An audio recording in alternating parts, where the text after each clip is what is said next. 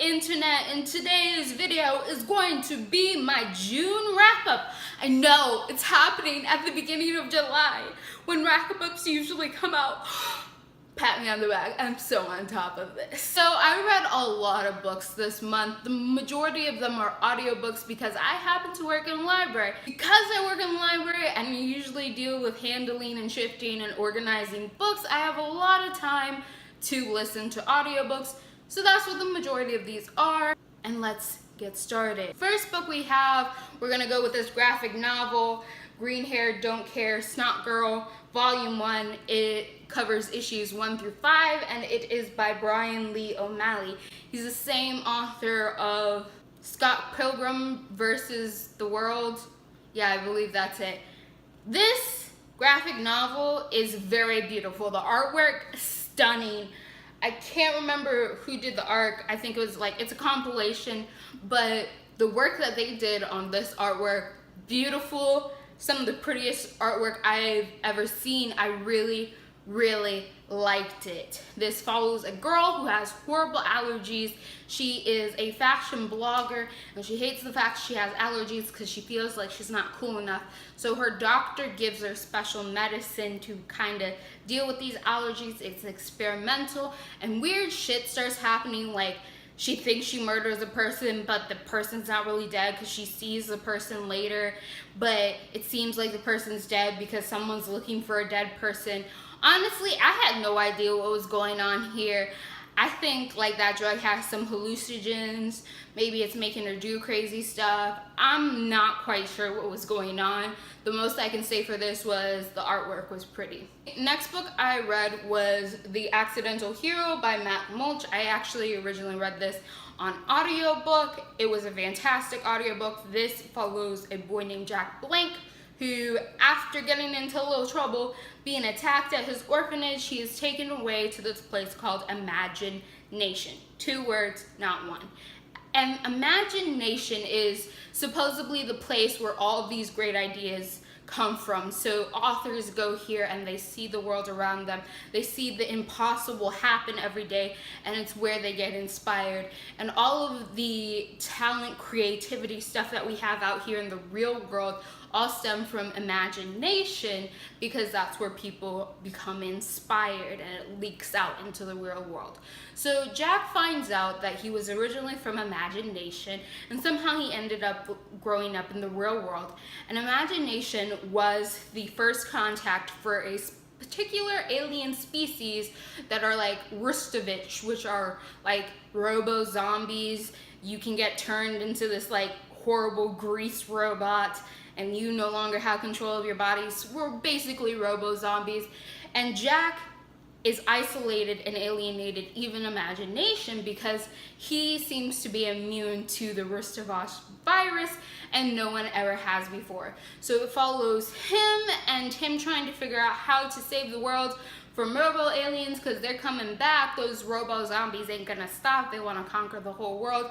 And we just kind of figure out where Jack Blank stands on all of this. So this is a trilogy. This first book, The Accidental Hero, originally called Jack in the Imagination. The second book, Secret Wars. The last book, The End of Infinity. Very good series. I really liked it. I thought it was magnificent. It's nothing that I've seen before. I would suggest it. So we have American Gods by Neil Gaiman. After reading Coraline, I was really interested in seeing more Neil Gaiman books. I had heard about American Gods, so I decided I would listen to that. It's a very long audiobook, but super enjoyable. I think the thing that I like about Neil Gaiman's writing is he reminds me of fairy tales, where in fairy tales, they give you just enough information that you understand what's going on, but not too much information that when you start asking questions, you realize that you don't really understand the world and how it works. But in the end, because the story was so entertaining, that doesn't really matter. It's like you don't know everything about the world we live in, but you know enough to get by. It's the same concept with his books, where you learn enough so that you are informed to understand the story, but at the same time, you really have a lot of questions because there's a lot of things that are brought up. You're just like, But how is that possible? So this follows a man named Shadow who has just been released from prison. He finds out his wife is dead, and he ends up getting picked up by Wednesday, who is the Norse god Odin. Now he gets involved into a pretty much Cold War to all-out war between the old gods and the new gods. So the old gods are the ones that we know from mythology, and the new gods are the new things that we worship, like computers, technology, TV, wood, stone, that sort of stuff. Those are the new gods. So now these gods are duking it out for who gets the right to the worshippers. In the end, I really just liked how Neil Gaiman told the story, and I found it even more enjoyable that I personally love mythology and like to study up on it. I think if you have some background in mythology, you'll enjoy this more because of all the gods introduced. Again, he doesn't give you the full background. He doesn't tell you all the stories that go with these gods. But if you know the backgrounds of the gods already, you kind of can pick up on their habits, the reason why they act the way they do, and such as. So it was really, really enjoyable, especially since I saw gods that aren't really talked about, and I was like, I know you, and I was so excited. Next book by Neil Gaiman, Stardust. This was made into a movie. I did not know it was a Neil Gaiman book, and I have watched the movie. I honestly would actually prefer the movie to the book for the simple fact that I did not like the ending of the book. Like I said, Neil Gaiman leaves you with questions. He gives you enough information that you can pass through the world, but at the end of the day, you're just like, but since this equals this, then X equals Y, then isn't this the reality? And you're just left with this question that you're never gonna get answered because the book is done. I thought the book and movie comparison, they were pretty equal. Of course, the book has more information, more character building, all of that sort of stuff. But in the end, I just did not like the ending of this one. It just kind of depressed me a little bit. And I don't like leaving a book depressed, so I'm sorry. Not my favorite. Next one was Odd Thomas by Dean Koontz. I read the very first book. It's a whole series. This is about a young man named Odd, and he works at a burger flipping station in a little diner. He happens to see ghosts, and he spends a lot of his time trying to understand why ghosts died and helping them. There are also like these wraith-like creatures that tend to gather when there are tons of death or there's a potential for a lot of death, and he starts to see tons and tons of these wraith-like creatures show up. So now he's in this investigation kind of cop detective sort of thing, but supernatural at the same time, trying to stop the murders. Now this also has a movie. I have not watched the movie all the way through, but from the clips I've seen, they wrongly portray Odd, and that movie's a piece of trash. I'm sorry, Chesapeake. The movie that they had you act was a piece of trash. May you rest in peace. The next book that I listened to was Cinder and Ella, and this is by Kelly Orzam, and then the companion slash sequel slash second book, whatever you want to call it, Happily Ever After, Cinder and Ella. I do believe that if you read this, you have to read both of them back to back. You get a lot of character arcs and sort of things that you just need to read both of them to get the full grasp of the characters and how Kelly portrays them throughout the whole thing. I really, really did like this series. I had a problem with one of the characters. I absolutely hated him. I'll probably do a rant about him eventually. Absolutely despise them. This follows a girl named Ella who ends up getting in a car crash while she's on the phone with her best friend. Her mom's driving, she ain't driving, but they end up getting in a car crash. Her mom dies. She comes out of it with 75% of her body burned, and she is forced to move in with her father, who abandoned her as a child, even though she's an adult, because she has like mental health problems now after coming out of this accident. She has a lot of body insecurities. So we have to deal with that aspect of her trying to get used to her new self, deal with her insecurities, deal with all the events that have happened to her, deal with all the people who are directly against her and around her and how they feel about what has happened to her, and then also with the romance between her and Cinder, who happens to be this guy named Brian, who is a famous movie star.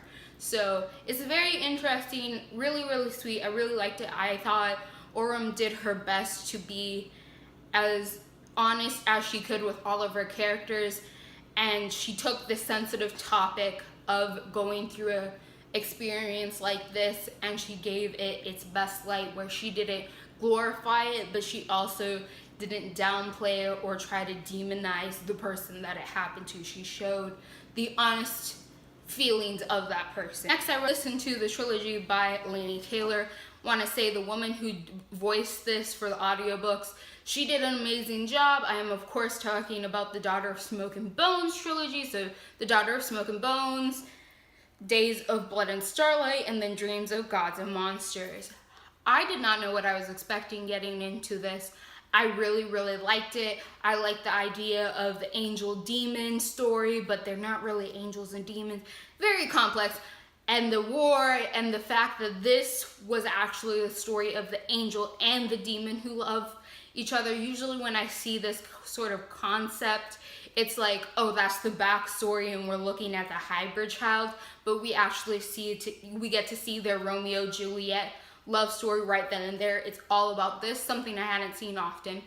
But one thing I would have liked to know before I went into this is that this series is a tragedy. Not in the sense of, oh, that's terrible, in the original Shakespearean sense, you are going to cry, this ain't funny, no comedy happening, this is a tragedy. One thing that you're told throughout this book is the best magic is hope, and as long as you hope, you'll succeed. But at every turn, like, Laini Taylor is showing you like how hard it is to be hopeful about certain situations. And then you also learn that magic can either be hope, which is true magic, or pain. And I swear, you're like trying to hope, right? You're trying to be hopeful. You're like, oh my gosh, my character is gonna pull through, they're gonna win this. And no, you're slapped down and all you get is the fucking pain. Like, by the end of this, the first book, not so much, but by the end of the third book, I swore everyone was gonna die and Shakespeare would come back from the grave and just pat Laini Taylor on the shoulder saying, yeah, honey, you know you're supposed to kill off all your characters in the end. Luckily, not as bad as that happened, but I was still worried. Like, that's what she put me through, that I lost all hope towards the end. I was like, you can't be hopeful. You can't be too hopeful, because every single time something's working out for your characters, every single time they're kind of coming up on top, there's that little dun dun dun at the end of the chapter, and then you have to wait. You just have to wait in suspense for what's gonna fuck up their lives. I'm never reading this series again. It caused too much emotional pain. We have Game Alive by Trip Ellington. This book was one of those live in the game sort of books. I love that sort of concept where someone gets trapped in a video game and they gotta live there for a while, figure out a way to escape. That's what first caught my eye about this one. Let me just tell you, it's a piece of garbage. Maybe it would have been better if I had read it, but since I listened to the audiobook, I don't know what this voice actor was thinking, but he gave the two main characters, the two boy main characters, and these high-pitched nasally voices that were absolutely hell to listen to. And I listened to them for like 6 to 8 hours, and oh my god, it was awful. And I wouldn't have had a problem if that was just the voice actor's voice, but he had a magnificent voice. But the voices he gave these two main characters that you are stuck with the entire book, yeah, it was fucking atrocious. It was horrible and grating on the ears, and I thought, oh, maybe it's because they're pubescent boys. This is what he thinks pubescent boys sound like. They sound nasally. No, he just gave them to these two characters, because you later meet another character who is in their same age group. That boy doesn't have any nasally voice. He has no nasalies. No nasalies. He's speaking as clear as day. Plus, there's some other issues I had with the book, but that was the biggest one. That was just irritating. I could not get past anything, like, because I was so, no. Talk through your mouth, not through your nose. By Your Side by Kate West. This is that, oh, they get trapped in a library romance book. This was stupid shit.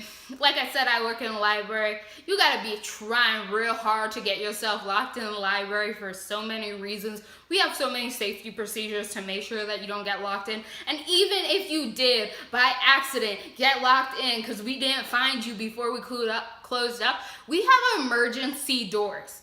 You know how emergency doors work? They lock from the outside, but from the inside, you can still get out in case something happens. You can still leave the door through the doorways. Yeah. Plus, it didn't even have to do with anything about the library. Like, it could have been a video store. They could have been locked in someone's house. They could have been freaking locked in the parking lot. I don't know how that happened. But the point is, it wouldn't have mattered if it was a library or not. So that was already a huge ass disappointment. Let's move on. The last book that I read this month is A Boy Worth Knowing by Jennifer Cosgrove. This is a young adult romance book between two boys. Now, it kind of gets a little more interesting than that because one of the boys, our main character that we follow, sees ghosts. And so he's just trying to live his life, trying not to be sidetracked by these ghosts, trying to get through life, living with his aunt. He just wants to go to school, go home, and eventually move out of this small town. A family moves in not that far away from him, and the new kid sits beside him, and the new kid's like, hey man, you're interesting. And these two boys soon become best friends, and later boyfriends, and then the one character's talent for seeing ghosts comes in handy because the other guy lost his brother, and that's why they moved here. So he's going to try to help his new boyfriend deal with the loss of his brother while also speaking with his dead brother. It was a very sweet story. I really liked it. I liked the little romance between them. I thought that was sweet. I liked how it played in the supernatural with the romance because that just made it more interesting to me. So yeah, it's like basically this is Ghost Whisperers, but with boys. Yow Ghost Whisperers, hashtag Yow Ghost Whisperer. So those were all the books that I read in the month of June. I know they're a lot. I'm going to eventually make book opinions about all of them sometime in the future. You don't know when, I don't know when, but it will happen. If you read any of these books before, you have any opinions on them, you disagree with my opinions on them, comment down below because this was my opinion and what's yours. Click all the buttonies because you know which ones they are. And goodbye, Internet.